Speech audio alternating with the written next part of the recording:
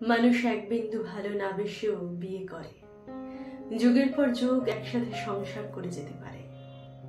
প্রচন্ড ভালোবাসা বুকে চেপে রেখেও বিচ্ছেদের পর দ্বিতীয়বার দেখা না করেও মানুষ তাকে গোপনে ভালোবাসে, সারা জীবন কাটিয়ে দিতে পারে। পৃথিবীতে এমনও অহরহ প্রেম আছে যে প্রেমে ছিটে ফোটাও ভালোবাসা নেই। এমনও তীব্র ভালোবাসা আছে যে ভালোবাসা কখনোই প্রেম পর্যন্ত পৌঁছায়নি। পৃথিবীতে একমাত্র ভালোবাসা জিনিসটারই কোনো সঠিক ব্যাখ্যা ও সমীকরণ নেই। কে যে কখন কাকে ঠিক কেন কোন কারণে ভালোবেসে ফেলে তা মানুষ নিজেই বুঝতে পারে না।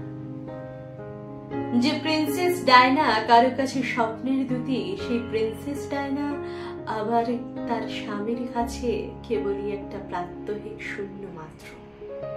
যে বস্তু কারো ঘরে শৌখিন বস্তু, সেই বস্তু কারো কাছে ডাস্টবিনের ময়লা।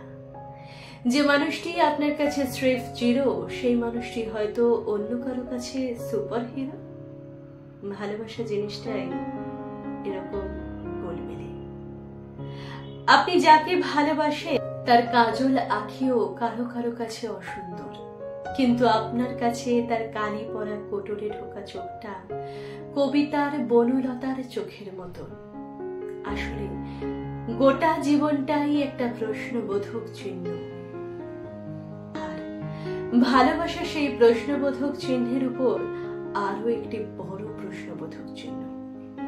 এখানে অনেক প্রশ্নের উত্তর মিলবে না, অনেক সমস্যার সমাধান থাকেই না, অনেক অঙ্কেরই কোনো সূত্র থাকে না। কেউ ভালোবাসে বলে কিছু বলতে পারে না, কেউ বা ভালোবাসে না বলেই অনেক কিছু বলে ফেলতে পারে। আবার অনেকেই বেঁচে থাকে বুদ্ধদেব বসুর কবিতার সান্ত্বনায়। তুমি ছিলে তবু তুমি ছিলে। জীবনে কেউ একজন আসে, তারপর জীবনে আর কেউই আসতে পারে না, এলেও মনে জায়গা পায় না।